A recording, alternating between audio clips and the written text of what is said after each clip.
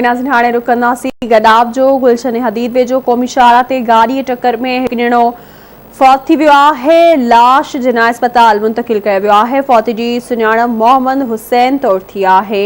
अवांखे update कंदा हलूं। Breaking news आहे। गडाब मां गुलशन हदीद वेझो क़ौमी शाहरा ते गाड़ी जे टक्कर में हिकु ॼणो फौत थी वियो आहे।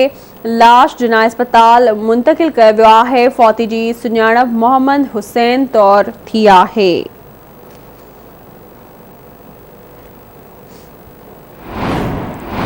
खबर अवां सां शेयर कंदा हलूं। गडाब मां गुलशन हदीद वेझो क़ौमी शाहरा ते गाड़ी टक्कर में हिकु ॼणो फौत थी वियो आहे। तफ़सील मालूम कंदासीं। गडाब मां मंज़ूर सोलंगी खां। जी मंज़ूर, आगाह कजो हादसो की पेश आयो।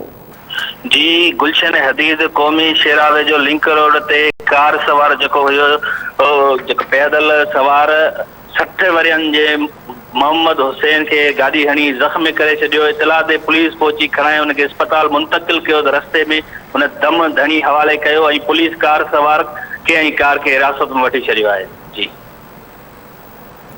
महिरबानी अवां जी आगाह करण लाइ।